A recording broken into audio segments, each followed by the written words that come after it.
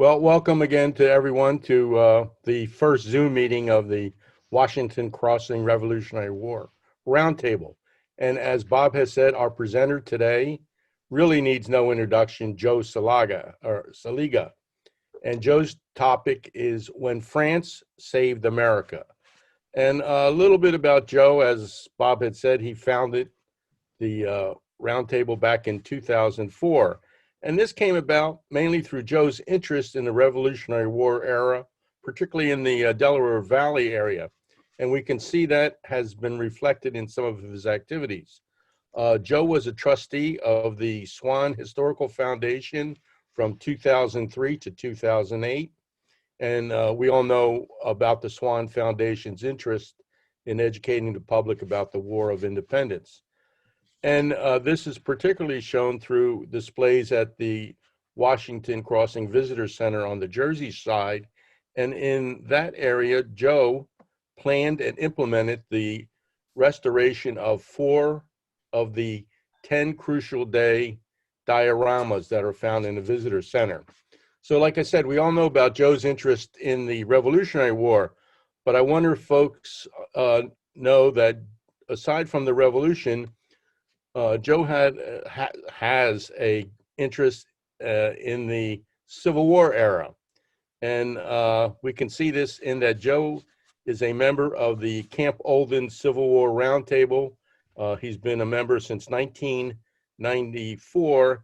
And in that vein, he wrote a book entitled The Search for Camp Olden, Hamilton Township, New Jersey. And it was published by Longstreet House in Hightstown in 1995. Also, Joe was a docent at the State Museum in Trenton for a couple of years. And while he was there, he was involved in setting up displays of the New Jersey Civil War battle flags. One display was entitled Battlefields of the New Jersey Soldiers, and another one was entitled The Home Front during the Civil War. And if anyone wants to know, the Civil War battle flags is located in the building in front of the museum closer to West State Street. Also, one of Joe's interests in the Civil War, especially found in today's environment, Joe had arranged for the legal protection of New Jersey's Civil War monuments. And other publications of Joe, he was one of the authors of a tribute to New Jersey veterans in 2009. And on a personal level, he had a book, Ostrożnie, that's Polish for the word seclusion, published by the Polish National Catholic Church in 2004, of which Joe is a member. So again, without further ado, just let me remind you what Bob said. If you have a question about something that Joe said, and it's more like a technical question, you didn't understand what something was, write a chat and I'll bring it up and tell Joe at the end of the slide. And again, if you have any comments or other questions on a general nature, save it for the end when Bob unmutes. And then, like I said, we'll go back to our title as a roundtable. Okay, Joe, take it over. Okay, I welcome everybody, and this is a kind of a learning experience for all of us doing this via Zoom. I've attended a few of these myself, but and it's been an easy thing to operate and so on. We'll get started here. When France saved America, and the reason that I decided to give this talk initially was when George Bush was denied French support in the invasion of Iraq, there was a talk about changing the name of French fries to freedom fries or some other thing. It just showed me that the people really don't understand their history. And without the support of France, the United States simply would not have obtained its independence. Started with the French and Indian War. And with the end of the war at the Treaty of Paris in 1763, France was prohibited from aiding and abetting any of England's enemies. I guess that would include us. As a result of the Quebec Act, the Roman Catholic bishops in Canada threatened excommunication for anyone who took part against Great Britain. Actually, it was throughout, not only in Canada, but throughout the church. The British view of North America was kind of, well, it was a peculiar, they wanted to, basically the Brits were interested in enhancing Great Britain, and that was their principal need. They looked upon the colonies as the purchaser of manufactured goods, a supplier of raw materials, a supporter of the British West Indies, a supplier of masts and spars for the Royal Navy. And the trade with America provided employment of training of seamen, which the British could then impress and bring into the Royal Navy whenever needed. And they were also paranoid about the threat of the future expansion by the French and the Indians. And that paranoia continued on for a long time. George III was the king from 1760 to 1820. In October of 1774, the conflict between England and its colonies led to the forbidding of sale of munitions to the colonies. By spring of 75, the British colonies the British Parliament prohibited 9 of the colonies from foreign trade at all, only allowing Georgia, North Carolina, Delaware, and New York as being okay to have foreign trade. In August of 1776, the colonies were declared to be in a state of rebellion and charged those who participated as traitors. Why did the Europeans help the United States? France, after the end of the 7 Years' War, that perceived that it was having a tremendous loss of influence in European affairs.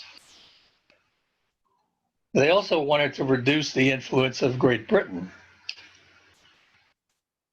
Spain wanted to recover lands in the Caribbean, retake Gibraltar, Minorca, East and West Florida, which they lost in 1763 at the end of the French and Indian War, and make Central America free of British influence. Spain entered the war on June 21st, 1779, but without recognizing the United States.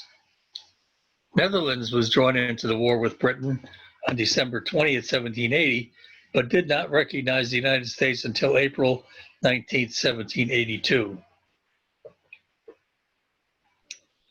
I want to go through just a timeline to give you a sense of what happened over a period of time. In 1768, the French had Johann Cobb go to visit the colonies on a secret mission to inform the king. In September of 75, they had another mission, another secret mission by Arcade de Bonvoulois. On August of 1776, the colonies were declared to be in a state of rebellion by George III. The French sent another mission by Antoine de Presles du Portel in 77. The news of the British surrender at Saratoga, which happened in October, to reach Versailles, not until December the 3rd. On February the 6th, in 1778, the French signed a Treaty of Alliance with the colonies, providing formal recognition of the colonies. On March 17th, in 1778, Britain declared a war on France. On August in 1778, Admiral d'Estaing supported General Sullivan in the Newport, Rhode Island attack. It was abortive because of bad weather for the ships, so it never came to fruition. And in September and October of that year, they went down to Savannah to provide support to General Lincoln to the siege. And on July 11, 1780, General Rochambeau arrived in Newport, Rhode Island. In September and October of 1781, the Battle of Yorktown in Virginia took place. I'm going to talk about the French activities, and the first thing I want to talk about is the French investigation. The French were unsure of what was happening in the United States, so they sent people on covert missions to determine what the level of discontent was in the colonies. And so Johann Kalb was sent to on a trip in 1768. And he gained respect for the colonists and their spirit of independence. In 1775, Archard de Beauvoir was sent on a secret mission by the Comte de Vergennes, and he was instructed to meet with the colonial leaders and assess the chances of a successful rebellion. He reported back to Comte de Vergennes in February of 1776 and advocated support for the Americans. Antoine Jean-Louis Lebègue du Plessis du Portel was the first of 4 officers sent by Louis XVI. What the French did initially is to understand the problems that the colonies had in conducting any kind of a war. Number one was money, because they didn't have any money to pay their troops or to supply them, put them in uniforms, or provide weapons, ammunition, whatever.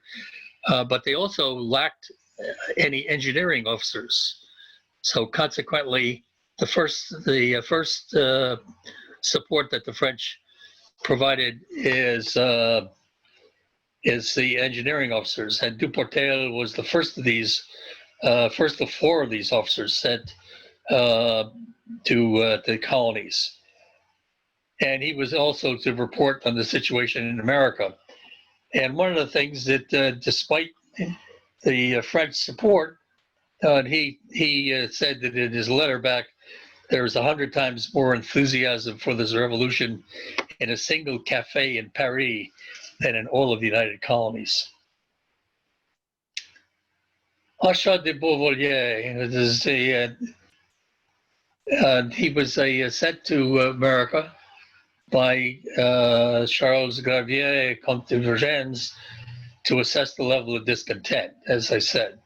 And while in Philadelphia in December of 1775, he met with members of the Committee of Secret Correspondence. This is a committee established by Congress to acquire munitions. And they wanted to know whether France would sell munitions to the Americans. And his conversations with them convinced him that the French support of the American cause would be really worthwhile. He sent a report to Comte de Vergennes, and Comte de Vergennes then presented a memorandum to Louis XVI proposing that France provide the Americans with secret aid.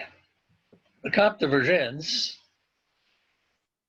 he was the French foreign minister during the American Revolution. He was appointed by Louis XVI in 1774. He decided that the loss of the American colonies would destroy the naval supremacy of England, and to assist America in becoming independent was in itself an important object of French diplomacy. He obtained the consent of the king that a system of aids under the color of mercantile transactions to be conducted by Beaumarchais, who was the originator of the plan and who was waiting for a responsive agent of the colonies to begin operations. Beaumarchais wrote a letter to the king describing what he wanted to do. The Baron Johann de Kalb is a major general in the Continental Army. He was born in 1721, died in 1780. He was mortally wounded while fighting the British Army during the Battle of Camden in South Carolina. Brigadier General Louis Lebesgue du Portel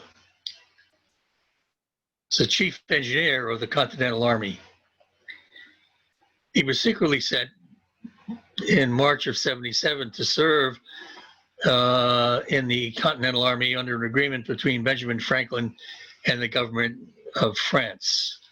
He was the commandant of engineers in the Continental Army from 1777 to 1783. He participated in planning of fortifications from Boston, Massachusetts to Charleston, South Carolina. He directed the construction of siege works at the Battle of Yorktown, which was the site of the decisive victory.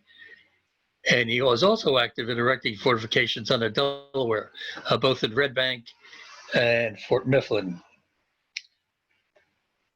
The French covert aid started with opening the West Indian Islands to American vessels. This gave the Americans a market for wheat, tobacco, salted fish, and indigo, which provided money for which the colonists were able to purchase munitions. And secondly, in both the Caribbean and off the French coast, they unofficially offered safe harbors for American privateers that were marauding British shipping and capturing British cargoes. French support. They provided material war, that is weapons, cannons, flints, gunpowder, uniforms, coats, stockings, breeches, shoes, accoutrements, haversacks, caps, bayonets, gifts, and loans of money to pay the army. And French naval support was the key to keeping the British from evacuating Cornwallis's troops from Yorktown, and also provided the ability for the French to land cannon for the siege.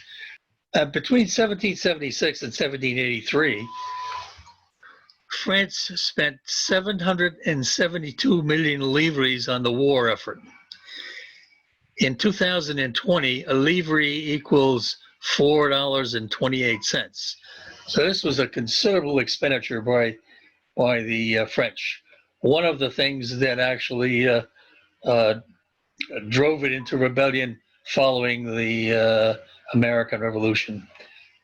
The French grants and subsidies. In May of 76, Louis XVI approved an investment of $1 million livres to enable the Americans to purchase arms. To provide cover for the investment, Pierre Augustin Caron de Beaumarchais was selected to set up a company which he named Rodrigue Hoteles and Company, which would use the money to purchase obsolete arms from government arsenals to sell to the American Congress on credit. Through intermediaries such as Beaumarchais, the colonists received about 2 million livres worth of aid in kind. Outright French subsidies to the United States amounted to about 9 million livres. Between 1778 and 1782, the United States obtained $18 million livres in loans, which was to be repaid after the end of the war. Another 6 million livres loaned from France in 1783 brought French expenditures in direct support of the American rebels, including those for the expedition particulière, to about 48 million livres. The Franco-Spanish alliance was signed on April the 12th of 1779. It specified that France would not make a peace with Britain without French consent. It recognized that France could not make peace until American independence was secured, and France promised not to make peace until Spain obtained Gibraltar. France and Spain agreed to invade Britain and to help each other to get their war objectives. They tried that. They tried, and because of problems with the ships and the weather, they were unable to really have a successful invasion of Great Britain. The war objectives for Spain were the getting back Gibraltar, getting back Minorca, and West and East Florida, and have Central America free of Britain, so that the French could, or so that the Spanish could do whatever they wanted to do in Central America. The war objectives for France were the Newfoundland fisheries, Senegal, the Dominica, which is an island in the Caribbean, a better position in India against the English, and a redo of the 1713 Anglo-French Commercial Treaty, which is part of the Peace of Utrecht. And there were a number of treaties which ended a variety of wars in Europe from 1713 to 1715. And Bernardo de Galvez, who was the governor of Louisiana from 1777 to 78, he drove British troops from the lower Mississippi Valley in the Gulf, captured Fort Butte, Baton Rouge, Natchez, Mobile, Pensacola, and a bunch of other small crown posts on the Gulf of Mexico, on the Gulf Coast of West Florida, which was the Gulf of Mexico. The citizens of Havana raised funds to pay French troops who were in Virginia at the time. And that was as a result of Bernardo de Galvez's activities. The Spanish Navy in the Gulf of Mexico restricted the British supplies to the Indian nations in the southern states, who were not happy with the rebellion and wanted to continue on with the British. I'll give you a little background on Florida. In 1513, Juan Ponce de Leon claimed Florida for Spain. This was the very first land claim in North America. Spain joined the French side in the French and Indian War. As a consequence, the first Treaty of Paris in 1763 gave Florida to the British. The second Treaty of Paris in 1783, which ended the war between the colonies and Britain, returned Florida to Spain. Silas Dean was a representative of Congress. He put together a plan and presented to the Comte de Vergennes on November 23rd, 1776. Had a variety of points. Number one is that independence is to be recognized. Number two, the United States would guarantee and confirm to France and Spain all of their possessions in North America and the West India Islands. Number three, should France or Spain gain possession of any of the West India Islands, the United States would assist in retaining possession of such acquisitions. Number four, the fisheries on the bank of Newfoundland would be enjoyed equally between France and Spain, to the exclusion of all other nations. The regulations of commerce to be reciprocal.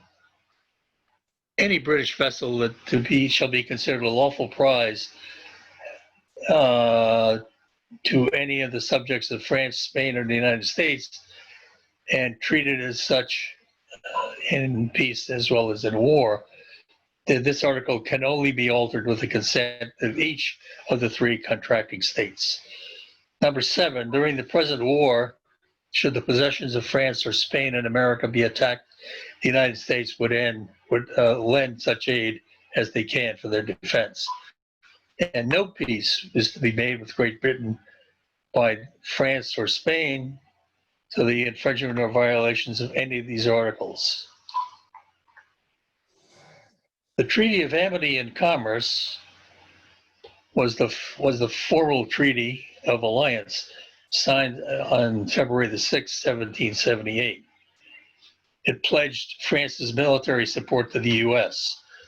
should hostilities commence between France and Great Britain. It also gave the French the right to conquer territory in the Caribbean, which they did.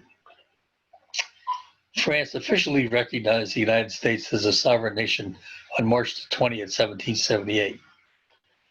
Spain entered the war in 1779. Her main activity was at sea and along the shores of the Gulf of Mexico, and that was because of the alliance that it had with France. Spain did not sign a treaty with the United States, but wanted to recover the possessions it lost in the French and Indian War. The Netherlands traded with the Americans and France, angering Great Britain. It also gave refuge to American squadrons of privateers under John Paul Jones, and the British were unhappy with that. The British declared war on the Netherlands in December of 1780 to preclude a Russo-Dutch treaty. And the Russo-Dutch treaty was the Russia formed a League of Armed Neutrality that's signed with the Swedes, the Danes, the Prussians, Portuguese, the Austrians, and the Kingdom of Naples. And the League was intended to protect neutral shipping against the Royal Navy's wartime policy of unlimited search for French contraband. Pierre-Augustin Caron Beaumarchais, interesting guy. He was the son of the king's watchmaker. He was the playwright who wrote the opera Le Mariage de Figaro. It was about the monstrous evils of the government in France. He wrote a lengthy letter to the king on February 29th in 1776, outlining the reasons for supporting the Americans. He worked hard to convince Silas Dean of his close relationship with the French government, and this later led many in Congress that he was merely a conduit for French gifts, a situation that would have tragic financial results for Beaumarchais and his descendants, and also for Silas Dean. It's hard to understand how he, after writing the opera that he would about the evils of government, that he would have such influence with the king but he did form the Rodriguez Hoteles and Company to provide it was a dummy corporation set up by Beaumarchais. He was given a million livres in early June of 76. And then he got another million livres from Spain. But the American repayment would be by tobacco and other commodities. Any importation of tobacco was the monopoly of Farmers General. And we'll talk about the Farmers General in just a minute. Dean entered into an agreement rather than a contract with Beaumarchais that cannon, powder, small arms, ammunition, and clothing sufficient for the equipment of an army of 25,000 men in return for tobacco from America.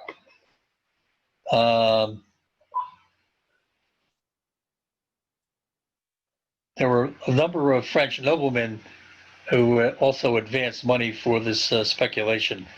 Beaumarchais was able to buy powder from the royal depots at 6 sous a pound and sell it to the U.S. for 20 sous a pound. Quite a substantial markup.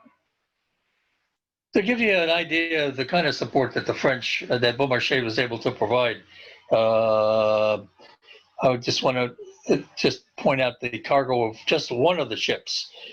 The ship Mercury arrived in Portsmouth in 1777 with 11,987 fuses, 1,000 barrels of powder, 11,000 gun flints, 48 bales of woolens, 9 bales of handkerchiefs, thread, cotton, and printed linens, 2 cases of shoes, a box of buttons and buckles, a case of sherry, oil, and a box of lawn, the type of cloth, and 1 case of needles and silk neckcloth. So they pretty well covered the gamut. Farmers General was a consortium of French bankers and businessmen. They collected most of France's government taxes. and they also ran the tobacco monopoly in France. They signed a contract to buy 2 million livres worth of American tobacco, and they paid a million livres in advance. Admiral d'Estaing was sent by King Louis XVI to America with 12 ships of the line and 3 frigates and 4,000 soldiers. And they arrived off the coast of Delaware in late June of 1778. Because of the too shallow water in New York, he went to Newport, Rhode Island, which was the second largest British seaport at the time. Congress created the secret committee on September 18, 1775 as the Secret Committee of Trade, and just later called the Secret Committee, basically to negotiate contracts with the importation of gunpowder and munitions. They also formed a Secret Committee of Correspondence on November the 29th in 1775, and this later became the Foreign Affairs Committee. They also appointed commissioners for transacting the business at the court of France on September 26 and 76. Benjamin Franklin, Silas Dean, and Thomas Jefferson were selected to be the members of this committee. And October 22nd, Arthur Lee was elected after Thomas Jefferson declined to be a part of this. Silas Dean was recalled, and John Adams was elected to supply his place on November the 28th, 1777. Benjamin Franklin was appointed minister plenipotentiary to the court of France on September 14th, 1778, and the commission was then dissolved. Benjamin Franklin, here's a picture of Benjamin Franklin at the court of France in 1778, being well received, primarily, it looks like this picture anyway, primarily by the ladies in France. Benjamin Franklin was sent to London in 1757 by the Pennsylvania Assembly to deal with William Penn's descendants. He also was the spokesman for Pennsylvania, New Jersey, Massachusetts, and Georgia. He secretly negotiated with members of the British government to avoid the war, but failed. He was elected as the minister plenipotentiary to the court of France. And Franklin was a Mason, and he used both recognized as a scientist, and used both of those connections with his activities in France. Silas Dean was born in 1737 in Groton, Connecticut, graduated from Yale in 1758, became a lawyer in 1761, and was engaged in the West India trade. The Connecticut Committee of Correspondence, which was organized in 1773, he was elected to be the representative of the state of Connecticut. And when he was there, he advocated a strong union of the colonies. The capture of Ticonderoga was planned and funded by Dean and his associates. The Committee of Secrecy, organized on September the 18th, 1775, the object of this committee was to purchase arms and munitions abroad. In March of 1776, he was sent to France to transact such business that is commercial and political as was necessary to be done. And on March of 1778, he was recalled by Congress as a result of some indications by some members of the Lee family that he was making monies independent of instead of paying full attention to his activities as a representative of Congress. There were a lot of spies during the war, Silas Dean's secretary being one of them, Dr. Bancroft, He was employed by both Congress and the British government. He reported to David Murray, who was the British ambassador, who then knew everything about Beaumarchais and Dean's activities. William Carmichael, another secretary of Dean, was also spied for the British. On the 3rd of December in 1776, a letter was sent to John Jay saying that a man named Williamson, a native of Pennsylvania, is a spy for the British. Isaac Van Zandt, son of a New York Patriot leader, also spied for the British. John Thornton, Arthur Lee's secretary, became a British spy on a trip to England to examine the conditions of American prisoners.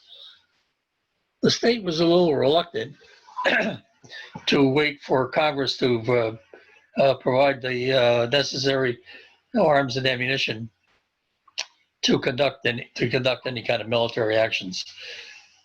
The states they were afraid that they would not be able to defend themselves, and Rhode Island, Connecticut, Maryland, and Virginia decided to act individually in the search for arms and ammunition from foreign sources such as the West Indies. And they were successful at it in both French and Dutch colonies. On July the 15th, the Continental Congress passed a resolution that was suggested by Benjamin Franklin that allowed a 9-month period during which ships returning to America with cargoes of military supplies would be exempt from the prohibitions on foreign trade. During the summer of 1775, the 4 states of Pennsylvania, New York, Massachusetts, and Rhode Island obtained munitions from the West Indies. There were a number of crises that happened as a consequence of this covert aid that the French were supplying. The first of all, the Beaumarchais cargo of war supplies.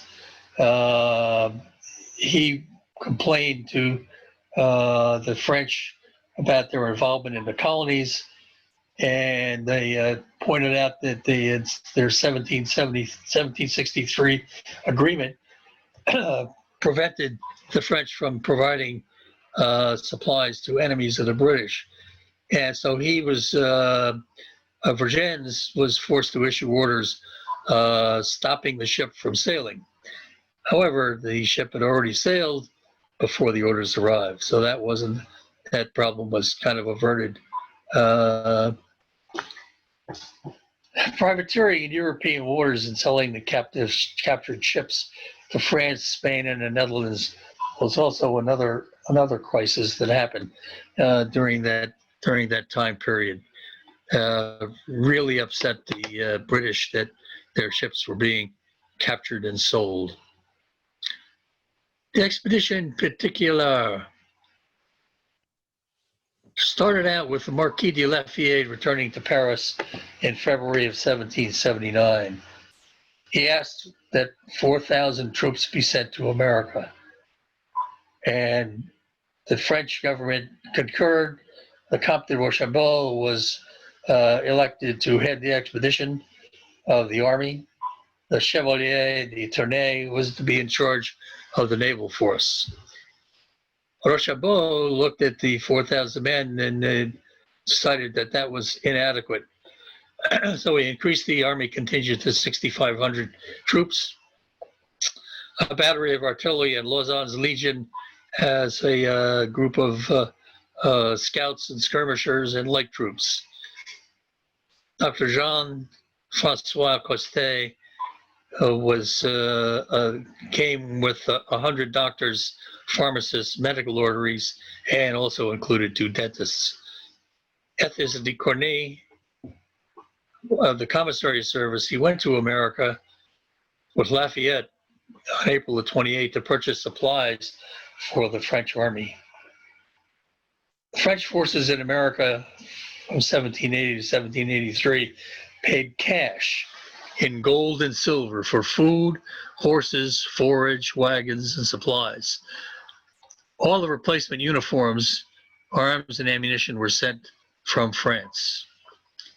they were treated well by Rhode Island, the Rhode Island government and citizenry. The government passed some laws which allowed the French the opportunity to bring lawsuits in court to settle disputes and so on. And the citizens were very happy with having the French there. The commissary man, Ethis de Cournet, he purchased wagons in Pennsylvania, 1,000 horses in Virginia and Maryland, 1,000 head of cattle, and 1,200 sheep. The French were camped outside the village of Newport, Rhode Island, in a separate camp, and were prohibited from going into the city by Rochambeau to ensure that there would be no inadvertent disputes between the French soldiers and the citizens of Newport. And for sanitation, the new latrines were dug every 48 hours. I'm not sure whether the Americans had the same kind of activity. I don't think so. Jean-Baptiste Etienne de Vermeer, the Comte de Rochambeau, had 37 years of service in the French army. And when he arrived here, he had French troops add black to their white cockade, because the Americans used black in their cockades, and it would show that they were part of the same military. And Washington, as a consequence, had Americans add white to their cockade, so that both troops would have black and white in their cockade, showing their support of one another. The orders to Rochambeau from France were that he was to serve under Washington in a subsidiary role and to do whatever Washington was embarking upon. Because of the lack of transport, only 36 ships and 5,000 troops came with Rochambeau, and included 12 warships for the convoy. Wazos Legion, Armand Louis de Gontaut de Duc de Lauzon, unfortunately had a bad experience at the end of the war by being guillotined in December of 1793 during the French Revolution. His legion was comprised of infantry and cavalry. It was created by royal decree in 1780. It was largely composed by military adventurers from all the European nations, and a roster of officers reveals many, many Polish names. Battles. The French support in a variety of places. In September, October of 1779, there were 2,800 French troops in the unsuccessful siege of Savannah in Georgia. General Pulaski was mortally wounded here.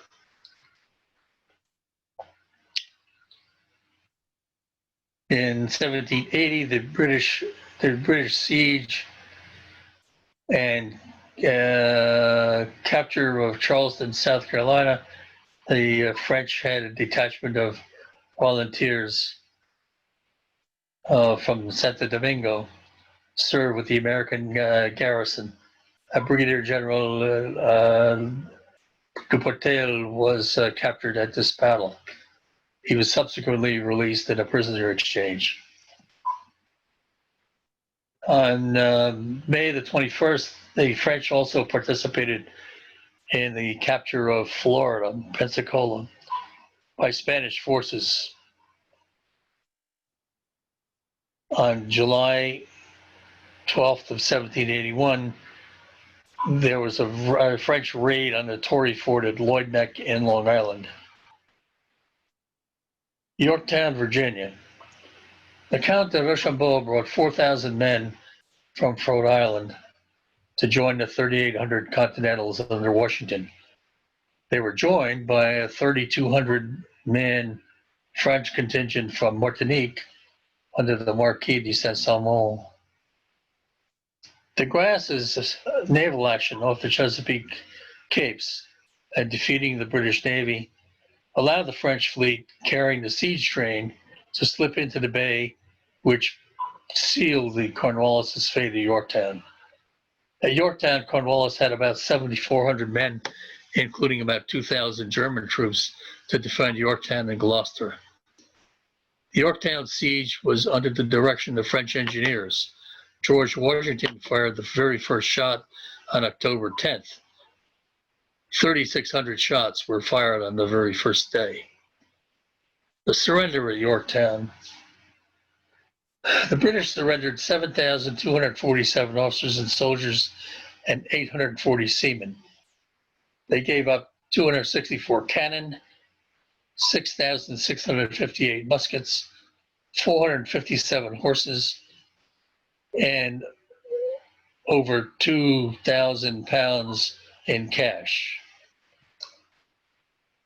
Crown forces totaled 596 killed in action and wounded in action, 8,081 total captured. The French lost 377 killed in action, 444 wounded in action. The Americans lost 12 men killed in action and 300 wounded in action.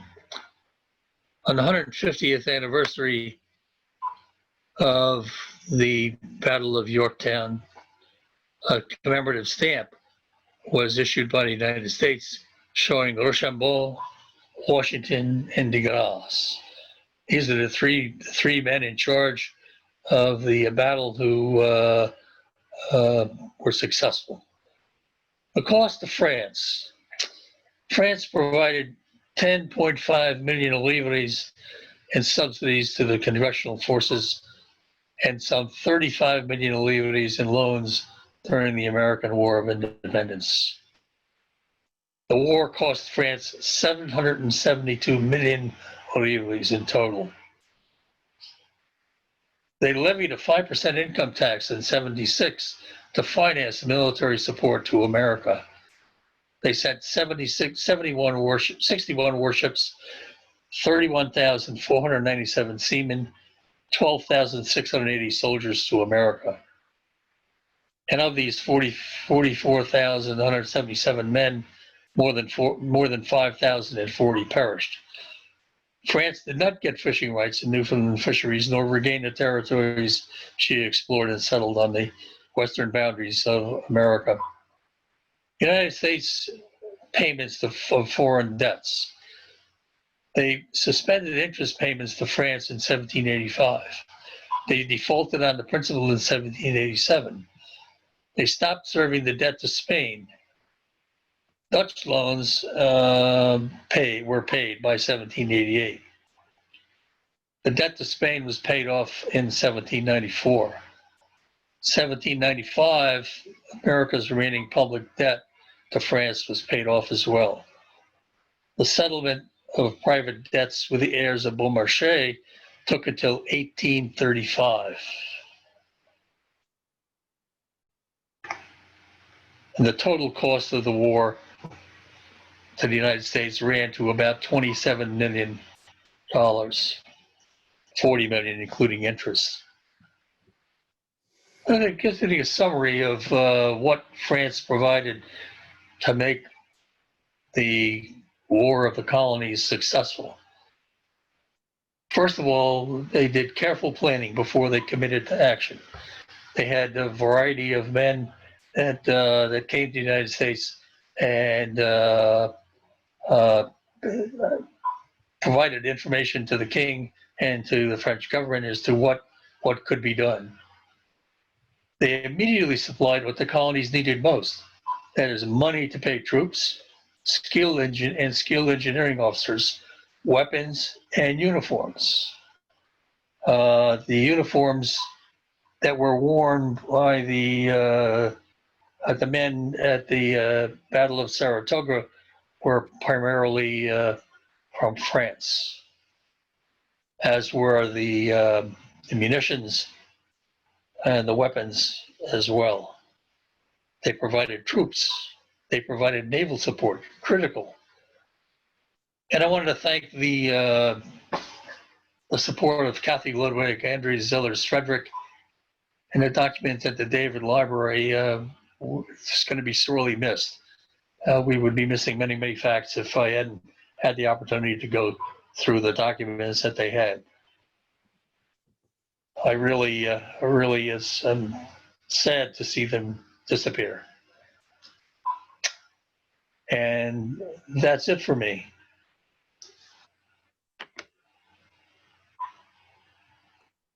Joe, I have a question. Sure. Did any of the French troops remain in America like a lot of the German prisoners did, or did all the French go back? No, all the French went back. They were sent back to France. There's some historians believe that the troops that were here made the French Revolution possible, but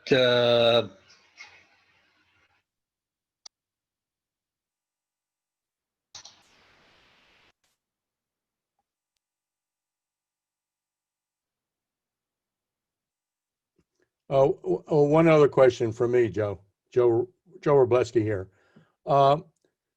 When the French came in full force like they did starting in 1778 until the end of the war, what about the French Canadians? Was there any history or work done on how, if they changed their attitude, or, we know they remained loyal to the crown, but if there's been any work on how the French Canadians reacted to their compatriots coming in?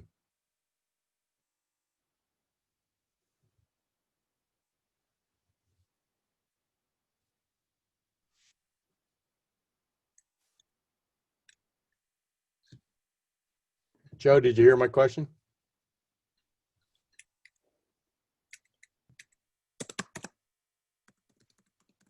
I think everybody's muted, Bob. Yeah, I was, pardon me, I'm trying to straighten this out now. I gave Joe the host. So, I'm trying to unmute everyone. yeah, All right, there you go. I can hear you, Bob. Yeah.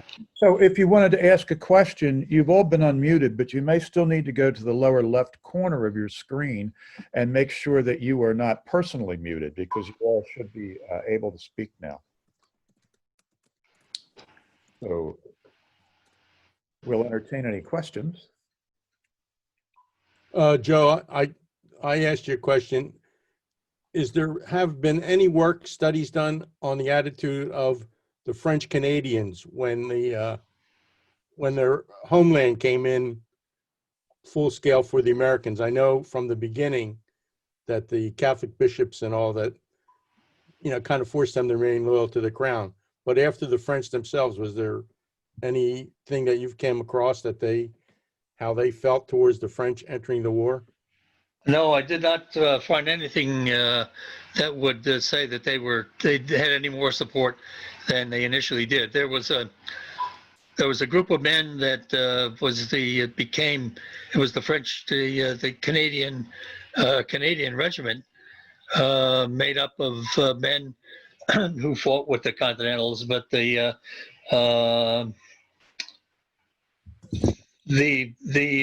colonies were primarily the colonies were pretty well anti-Catholic at that moment in time. So to think that they were going to get support from Canada with that kind of background is specious to me. I mean, I can't imagine why anybody would want to support another person who was, anti my religion. Hey, Joe, I have a question for you. In Sure. your research and reading all about this, did you come up with any thoughts about what the French might have done differently or should have done differently?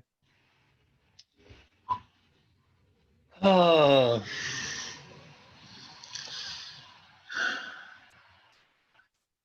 I'm really hard put to say but yeah, one of the things that they could have done perhaps is to get a better understanding of the waters in and around the coast of North America. The maps that they had were really inadequate and prevented the Stang from going into New York when he initially came in. He had more ships than the British, and he certainly could have caused havoc there. But he was very unsure about the depths of the water in the channels leading into New York City.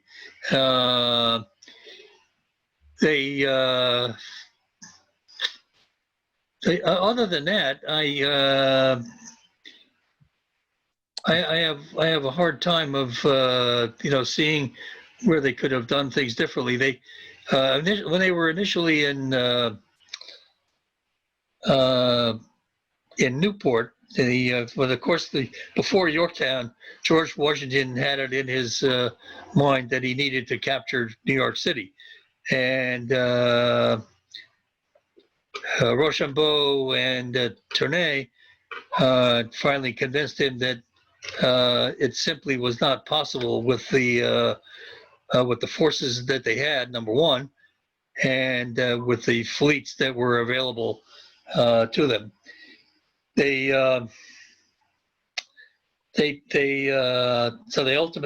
Washington ultimately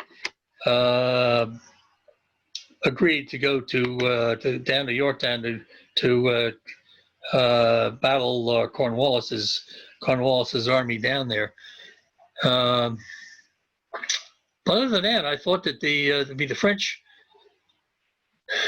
French paid for everything in cash, which was something that was not available to from Congress. Congress simply didn't have the money.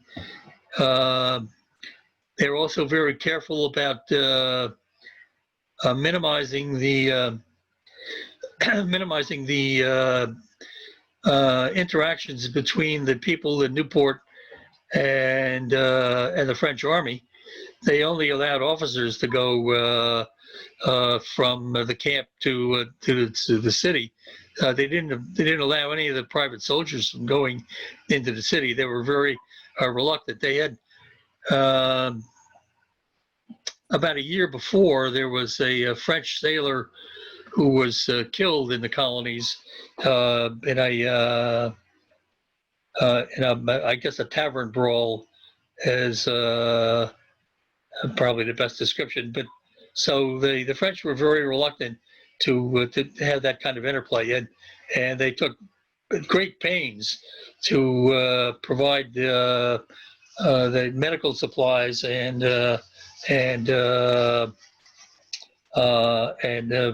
being careful about latrines and the health of their troops. So I did a very good job, I thought. Let's see. I'm looking at the chat thing. Can Claudia give her comment? Sure. She might need to unmute in the lower left. Just click on that little microphone there if there's a red slash across it, and we should be able to hear from you, Claudia.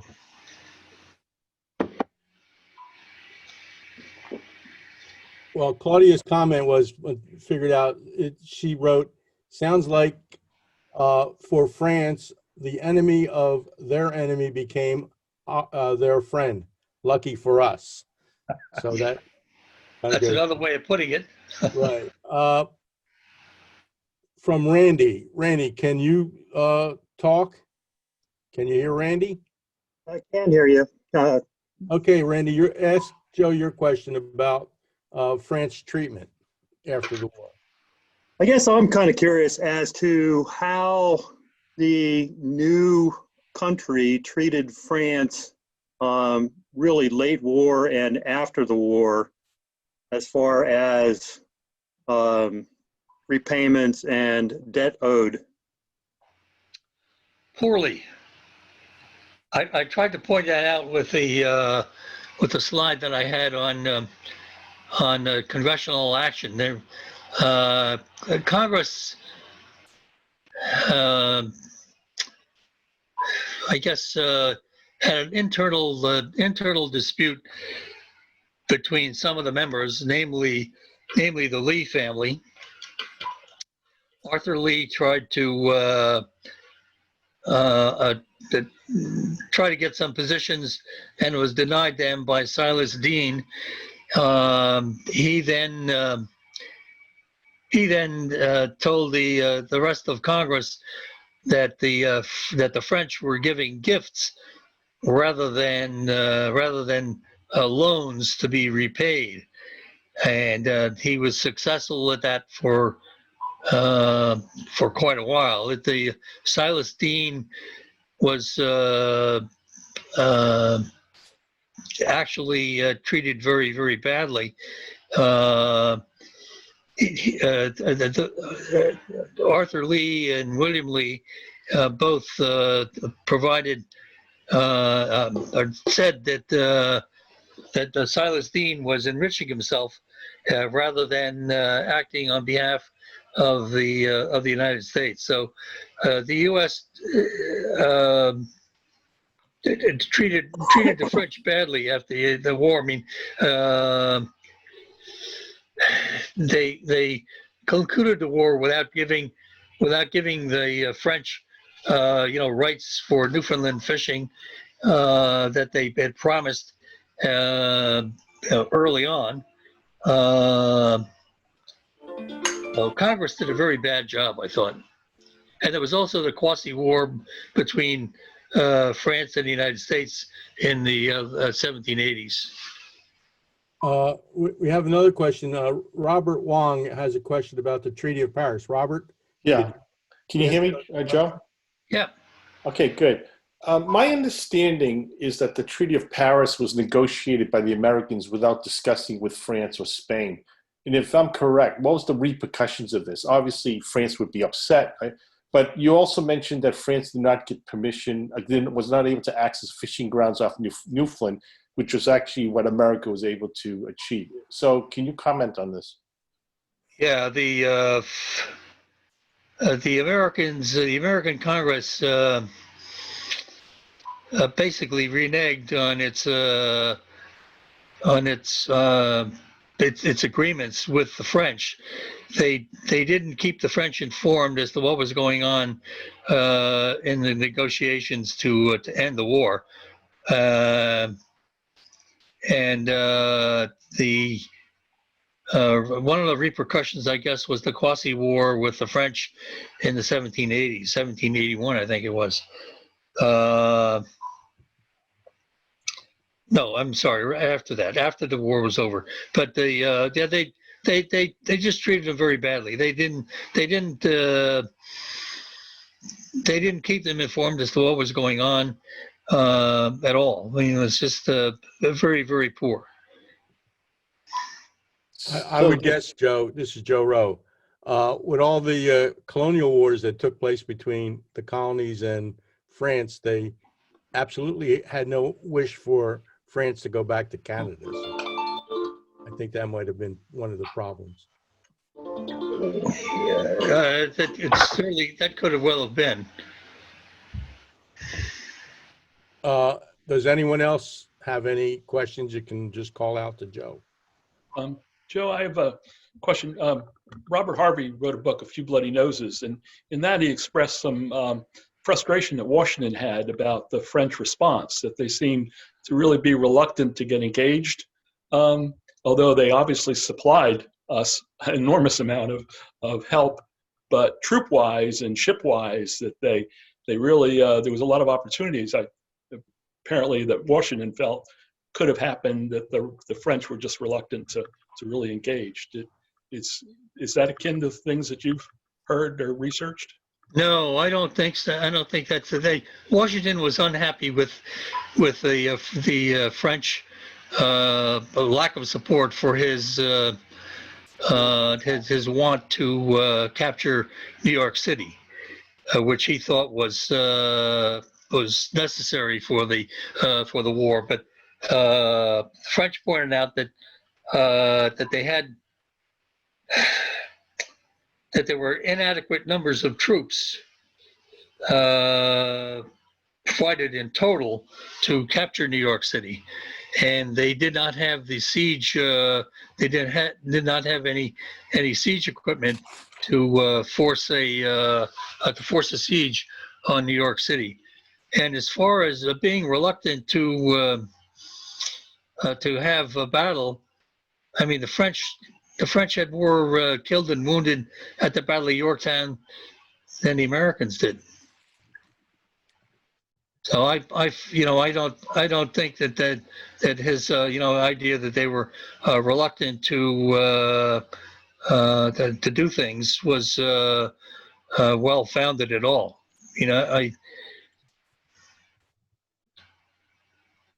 It might have been driven by his want to capture New York City, and they just didn't have the wherewithal to do that. Because I think Yorktown was certainly significant, but they had been here for quite a while before Yorktown, and I don't think there's very many engagements. And in the Newport, Rhode Island kind of fiasco, where who was it, General Sullivan, responded too quickly a day early in the attack and messed things up, and so they said, "The heck with it, we're out of here." So I think those kind of things. Well, the saying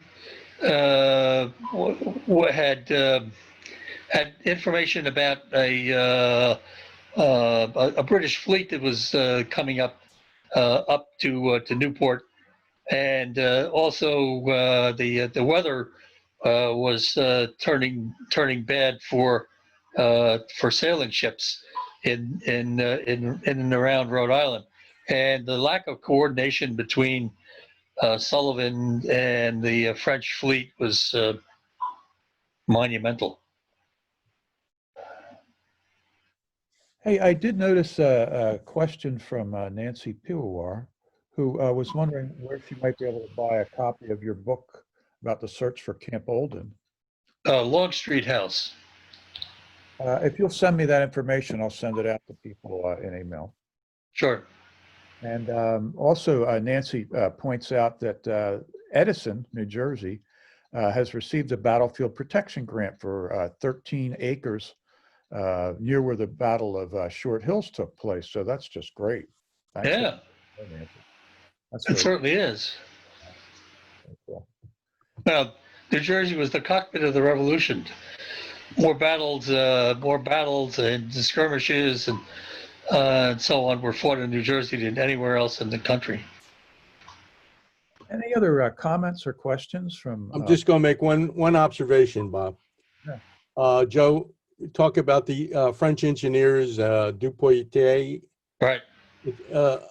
Going back to our Polish roots, Kosciuszko, who studied military engineering in France, when he came over in 1776, he actually followed the Delaware forts, Mifflin, Red Bank, and the one south of that where I forget the exact name, but Dupoitier had drawn up the plans, and Benjamin Franklin, the Pennsylvania Committee, they hired Kosciuszko to, follow through and build the actual forts. Yeah. And West Point was planned by the French, but Kosciuszko went there, spent 2 years making West Point what became West Point. And then when Dupoitier was captured at Charleston, Kosciuszko went down there to serve with Gates as his chief engineer. Yes, so he it's did. funny how Kosciuszko followed the French engineers implementing what they planned. Yes. Yeah, exactly.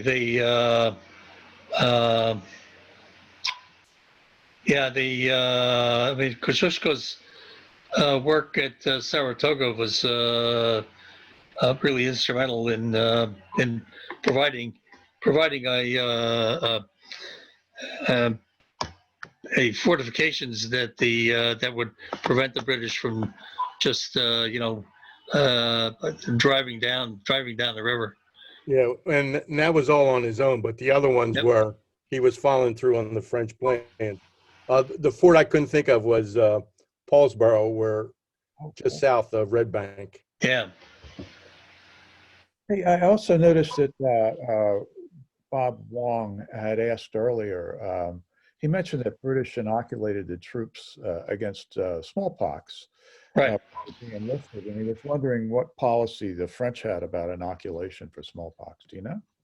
I do not know, but I wouldn't be surprised that if they didn't follow, the activities that Washington had for the Continentals.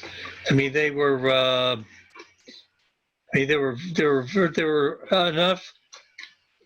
enough worried about the sanitation of camps that they had new latrines dug every 2 days. I mean, that was so. My guess is that they would probably have followed the same thing, but I do not know that for sure. It's a good question. I have one light question to end my comments. You said when Rochambeau came over with the doctors, they brought 2 dentists. Right. You think Washington consulted either one of those 2 guys? I do not know. That's a good question. Because that's always the famous thing about his false teeth. So. Right. I do not know. It's a Hey, so do we have any other questions or comments for Jeff?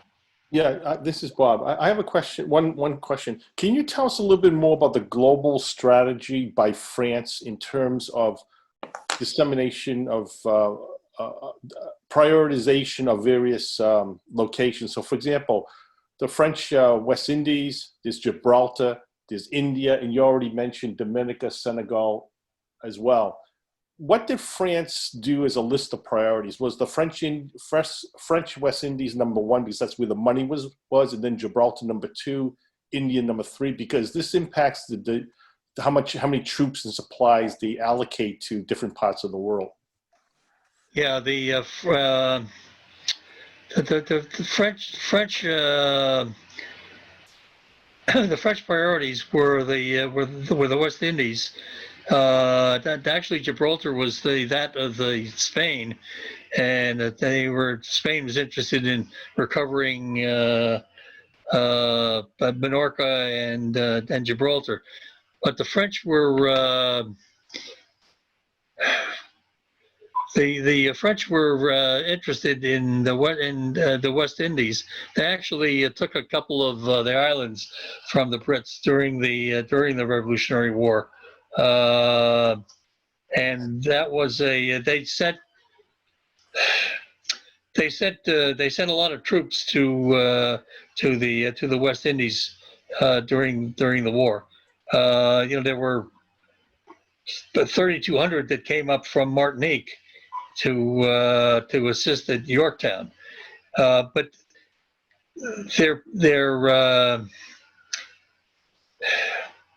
I guess their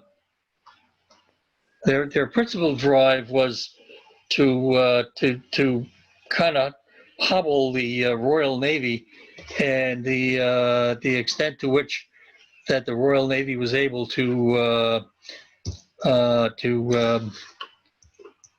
maintain the British government. So they had fleets that were in and around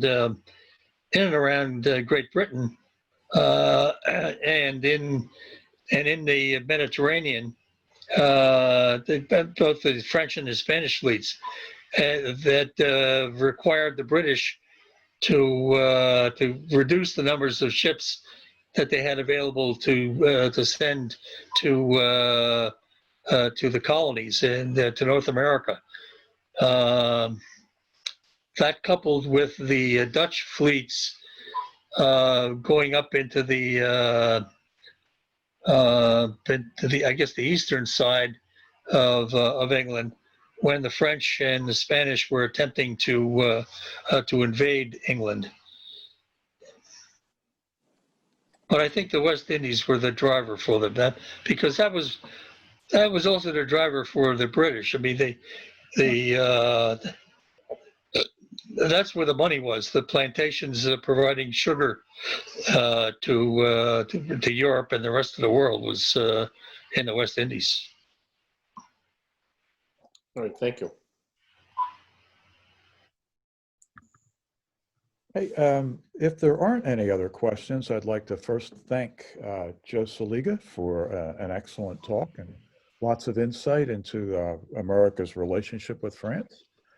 Thanks to Joe Robleski for moderating. Thanks to all of you for attending and participating. I'd like to tell you two things before we go. One, our sponsor for the Washington Crossing American Revolution Roundtable is the Swan Historical Foundation, which owns the excellent collection of Revolutionary War era artifacts at the New Jersey Washington Crossing State Park. Hopefully that'll be open again sometime in the next year and you'll be able to go to see it if you haven't seen it recently. Also, I wanted to remind you that our next meeting is going to take place on Saturday, December the 19th. Joe Robleski is going to be our speaker, and he's going to be talking about the guerrilla war at the Jersey Shore, the pine robber phenomenon, which I'm really looking forward to hearing. So if nobody else has any comments or questions, I will call this one to a close. Thanks, everyone. Thank Yeah, you, thank Bob, you. for Thanks, setting Bob. this up.